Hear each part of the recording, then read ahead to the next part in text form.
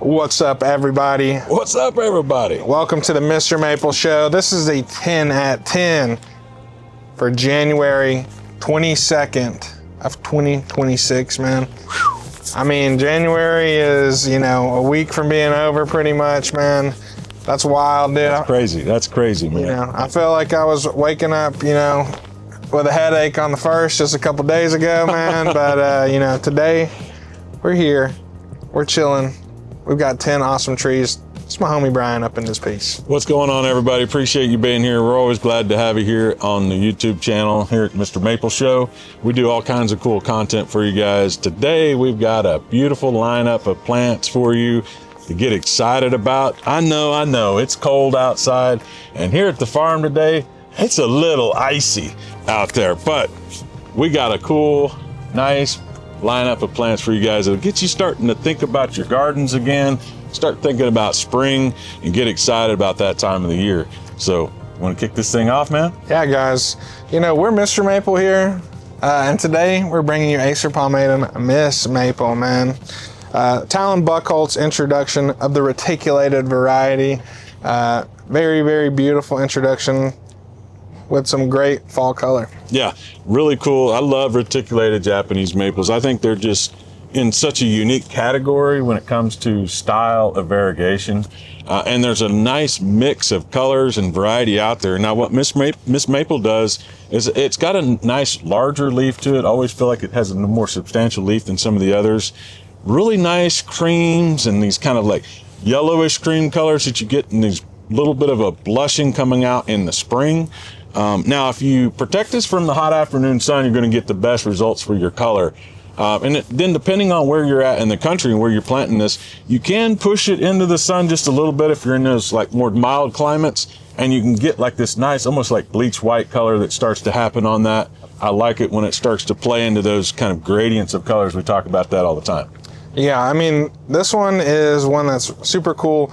Here in the greenhouses, we use about a 50% shade poly, and I will say you get some nice colors from that during the spring and the summertime.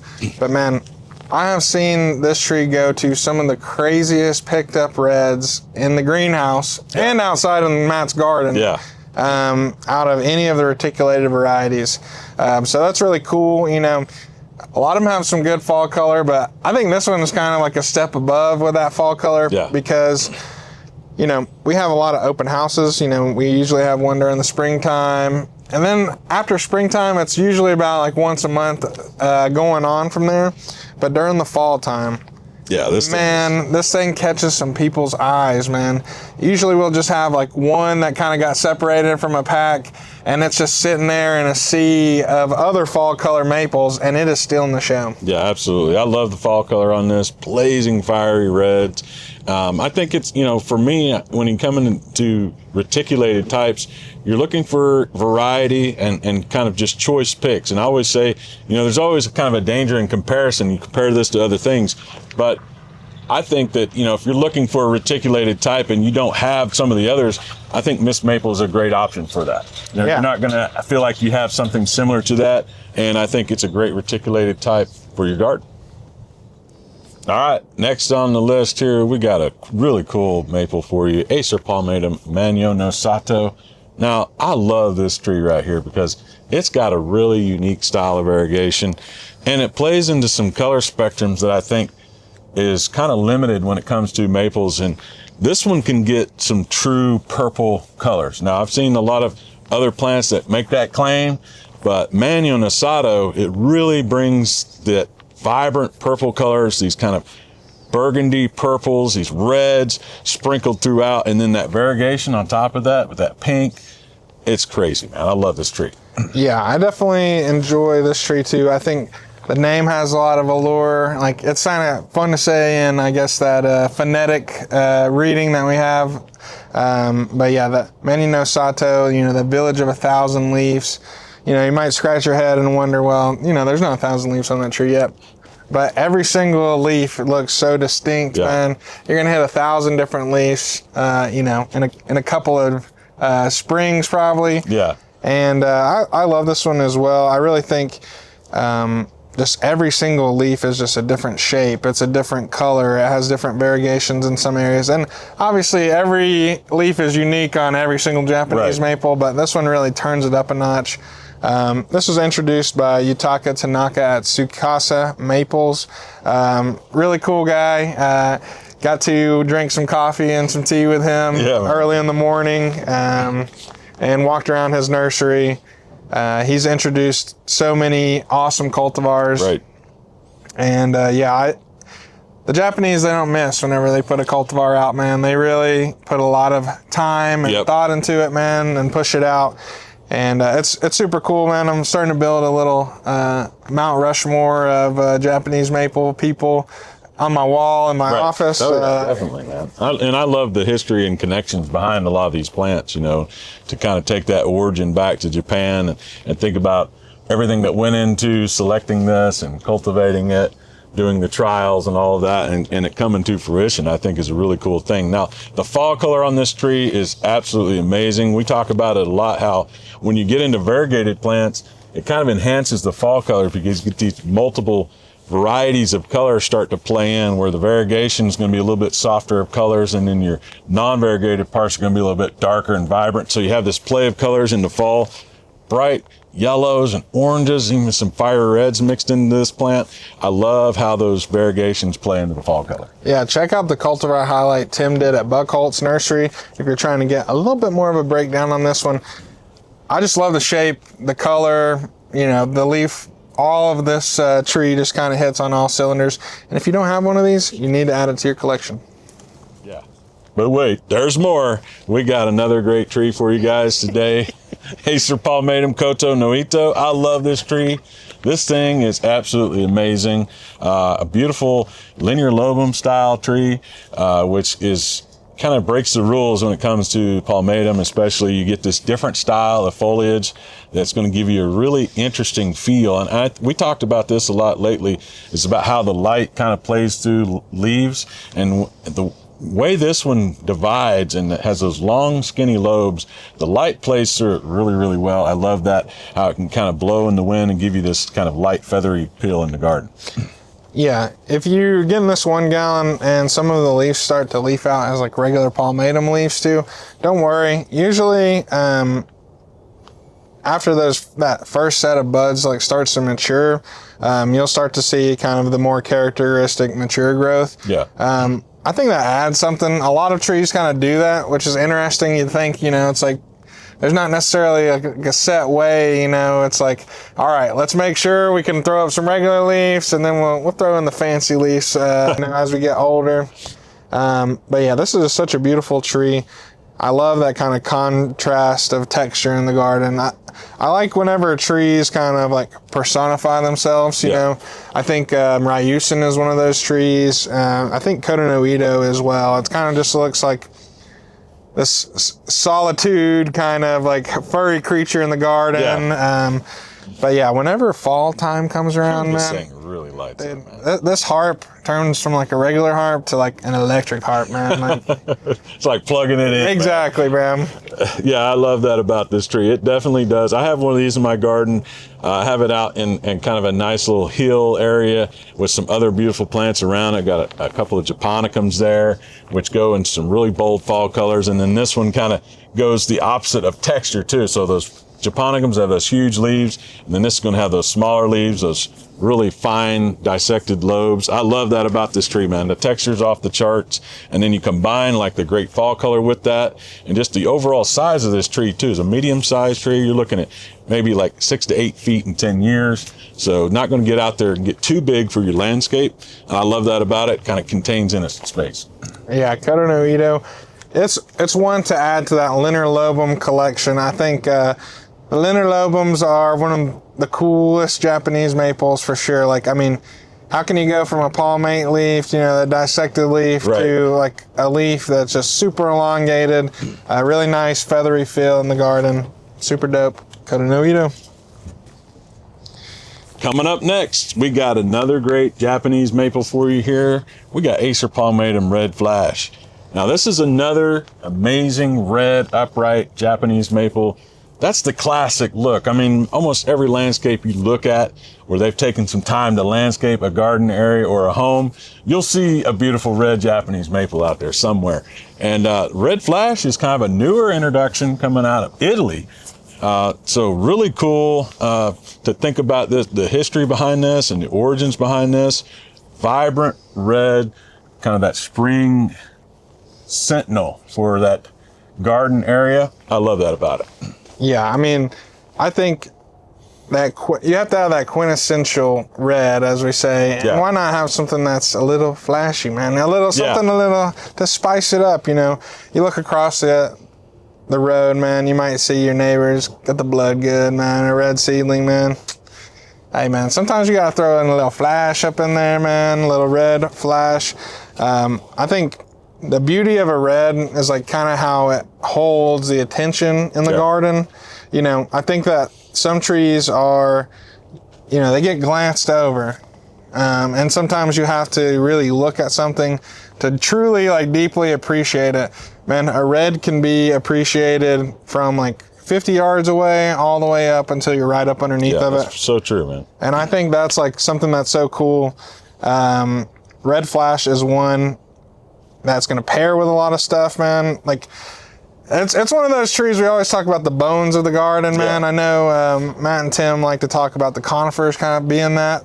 But then you really have like these really nice foundational plants that kind of draw your, just the direct attention and then allow you to kind of follow through the rest of the garden. Red Flash is going to be an awesome one to pick up today, y'all. Next up on the table, what have we got, Corbin? Guys, we got Acer, Palmatum, Firefly, man. Growing up in North Carolina, dude, my mom would always take me to go up to Tennessee. We'd watch like the fireflies do their synchronized like flickering. Yeah. And this tree, man, it kind of reminds me of that for sure, man. Yeah, definitely, man. I love that story because it makes me think of the fireflies too. We went to Joyce Kilmer National Forest and the fireflies there were just really, really active that day. We did some hiking there. But it plays into the imagination of what this tree does. And I think what's cool about the reticulated types is they just ignite with so much color right away. You know, they come out when that bud shield opens up and that leaf pops out, you're just like, whoa, man, this thing is really putting on a show. This one's intense. The Firefly, I think, is one of the most intense and ever-changing of those reticulated types. We've got a nice one planted up by the MrMaple office. I love watching that kind of just change throughout the season. That vibrant kind of like whitish pink blushing with green veins coming out in the spring is just really electric. And then to watch it slowly kind of change throughout the season is really impressive. Yeah, this is one I really enjoy because we have two of these planted at MrMaple. I can look out the one right now right across from us, and then like the one next to the office has been planted a little bit longer. But yeah, I like how, you know, we have pretty much two different plants planted in the garden because one is in a little bit more shade and one is in a lot of sun pretty much. So I think as, you know, it starts to get the sun, those reds start to pick up. But as, you know, it kind of sits in the shade, those oranges kind of play with those whites and kind of make like a little bit of like a peachy color with that kind of really popping reticulation going on. Firefly, I love that how aptly named it is because whenever that summer blush starts popping over top of the older leaves, you kind of get that reigniting, you know, that sort of flickering going on. And then, fall time is electric as well, which is so crazy, man. It's like, how can a tree have like so much in it to just kind of be going all year long and then say, hey, man, you thought I was done, bro? Watch this, bro. Right. Yeah, I love that about the reticulated types. I just think they're the big top performers, especially in the spring. You want to get your camera out. You want to go out there and spend some time capturing that moment of beauty and just kind of savor that moment a lot. You know, I think sometimes as a collector and as growing plants, sometimes we forget to kind of savor those moments when we have that beautiful spring essence that something like Firefly can bring. Slow down a little bit, learn to appreciate the small things. All right, guys, we got another great maple for you here lined up. We got Acer Palmatum Aoyagi.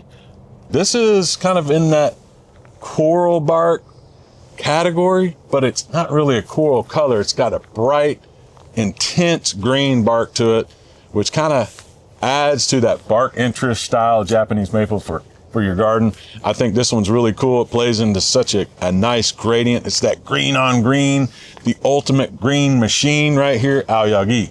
Yeah, man. Me and my neighbor, we kind of got into a little, tussle, bro. He had to pick up a couple of trees from MrMaple, so I had to pick up a couple of trees from MrMaple, and it kind of got out of hand, bro. Wow. And we had to call a chartreuse, bro. I like it, man. This tree right here would be a great tree to offer as a chartreuse. Great colors, man. The spring color on this thing is super vibrant greens. I mean, it almost looks kind of illuminated. It's such an intense color of green. And then with that green bark, it's just like such an intense combination there. It pairs really well with like other coral barks. Like if you put this by a sangokaku or maybe a wildfire, winter orange, something like that, man, those two combinations of bark colors and fall color together, I think is a winning combination for any garden. Yeah, man. Whenever we went out to the Maple Society meeting out in Oregon a couple of years ago, I just remember we went to UBC, man, and we saw this like Himalayan maple that just had this green like photosynthetic bark. Right. And that's not something that you like think about a lot, but it really kind of left an impression on me. And I like how that green bark just kind of, whenever everything else kind of gets that grayish color and starts to kind of scarify. Right. That green liveliness on the bark is just such a nice thing, man. I really think it just kind of helps you keep going on through that wintertime, man. You're like, I still got some green on them maples, man. There's still life kicking in there. Super dope. And yeah, the fall color is going to be electric. That's why I think, pairing this up with that sangokaku, you're going to kind of get those striking differences a little bit, a little different blush color here and there. And then fall time, they're going to kind of harmonize and kind of give you similar colors, completely different barks, and you can truly see like what these two trees do. Aoyagi. All right, we got another amazing Japanese maple for you today. I mean, we've been hitting it heavy on these reticulated types, and I love it, man. We got another great one for you here. Acer Palmatum Olsen's Frosted Strawberry. Yeah, man, I feel like a lot of memories are kind of, coming back to me. I'm going to throw one, man. My mom used to make some strawberry shortcake all the time back in the day, man. This tree just reminds me of that, with those kind of nice creams and pinks to reds. Super awesome reticulated variety. We've talked about a couple of reticulated varieties today. You can apply most of that other than the color. Right. And this one is a little bit smaller than some of those other varieties, getting that 6 to 8 feet in 15 years. Right. So in that kind of dwarf category for the reticulated varieties. Yeah, about as close to a dwarf reticulated type as I can think of in that size kind of range, which is nice. You're going to be able to fit this in a lot of different spaces in the garden. What I really like about Olsen's Frosted Strawberry is kind of just the way it holds its leaves. And it has this nice, the name kind of talks about it, has this like weird like sheen, this like frosting of like this like shimmer to the leaf, and then all of that deep veining underneath. A little bit different parts too with this is the veining is like a dark, kind of a dark red color or a maroon color, whereas a lot of the other veinings are more of a green on cream, things like this. This kind of plays into those pinks and red variances, which really creates a dynamic display in that reticulation style. Yeah, I know. I was going to say this would pair well with, a lot of other cultivars, but hey, man, you already saw 2 reticulated varieties that this one would go good with. There's not much overlap in the 3 that we talked about, which is cool, man. They're all going to be very dynamic. You're going to get to see them change throughout the spring and the summertime. This is one, yeah, during that springtime, it catches your eyes with that beautiful pink color. I always say this in most tenant tins, but the pink and yellow is such a nice color combo. Throwing it with maybe something like the autumn moon would be really nice too. You kind of get those oranges and yellows kind of pairing with like these pinks to reds, getting a lot of play between those two. So yeah, this is a super cool, awesome reticulated variety, y'all. All right, y'all. Coming up next, we got Acer shirasawanum autumn moon, man. Love this tree, man. I love the shirasawanum varieties. They have that full moon style leaf that we all love.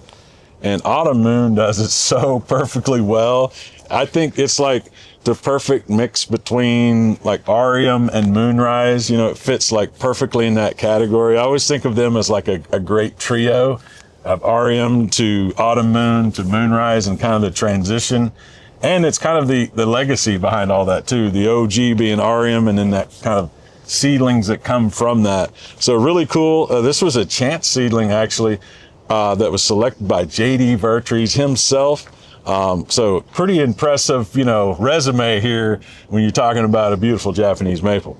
Yeah, definitely. I would just get blown away by this tree anytime we go to Buckholz. Seeing it in its kind of spring blush, like spring to summer blush, I really think it starts to show some of that magic. As some of those leaves kind of get baked, you just start to see kind of this orange kind of blush just right across the leaf. But then as you go deeper, you kind of have these yellows that are kind of in there in the shaded out regions. Yeah. And man, seeing a large specimen of this is just so awesome, man. We shot a cultivar highlight of this one, I think a couple years ago. It's just so beautiful. I never expected, like, you know, for me, it's kind of like all this flash was kind of put like right in front of me, and I was like, okay, all right. Like, but then you have this autumn moon. It's like super, super kind of just, it's a workhorse in the garden, man. It's going to give you that consistent color just year after year. And then when the fall oranges and reds start to pick up, I mean, that's a show for sure. It is really an intense tree. I think it just plays into so many, attributes that really just enhances this kind of presence in the garden. And now this one's going to get about 6 to 8 feet in 10 years. So it's not going to be a huge tree. Kind of a medium-sized tree. And what I really like about a lot of the shirasawanums too is they get kind of this nice like graying to the bark. So as the bark begins to mature, you start to kind of get this like light gray tone, which almost kind of illuminates the bark. It gives it a nice color. And just that full moon leaf, man, one of my favorite styles. You all know Moonrise is one of my favorite cultivars of all time. But Autumn Moon, man, I mean, like I said, it's the perfect blend between all of those gradients of colors between RM and Moonrise. Autumn Moon right in the middle. Definitely pick one of these up today. All right, guys, coming up next, we got some beautiful 2-gallon size here. Now, these are a high graft of Acer Palmatum Crimson Queen. A beautiful red lace leaf. You might be a king out there, bro. You always need a queen, man. That's right. At least a Crimson Queen. I love this tree. I think it is pretty much like the quintessential, as Matt would say, quintessential red dwarf lace leaf Japanese maple. Yeah, definitely one that should be high up on your list if you're looking for that style. Red lace leaf, this is going to be kind of the dwarf version of a red lace leaf. Only getting about 3 to 4 feet in 15 years, so definitely a smaller size, fit in a lot of great little spots in the garden where you need a splash of red color. Maybe you need some great texture. With that lace leaf, it's got a beautiful, intricate style of leaf where it's got those long, skinny lobes and those finely dissected edges. It really plays in, it gives it a very feathery kind of feel out in the garden. And then the structure on these as well, man, that kind of weeping, cascading habit to it creates this really dynamic structure, especially when they're out of leaf like this time of the year. You really start to appreciate what these weeping style maples can do. Yeah, I definitely love this variety. I really like this grouping of trees. Like this set of trees is looking really nice. It was easy to pick out these two because I think they kind of spoke to us individually. Yeah. They got really nice shape. They've been cut back to kind of give you a really nice, even canopy on this tree. Really, really dope. Have some verticality with that lace leaf is really important as well. That's why the high grafts are nice.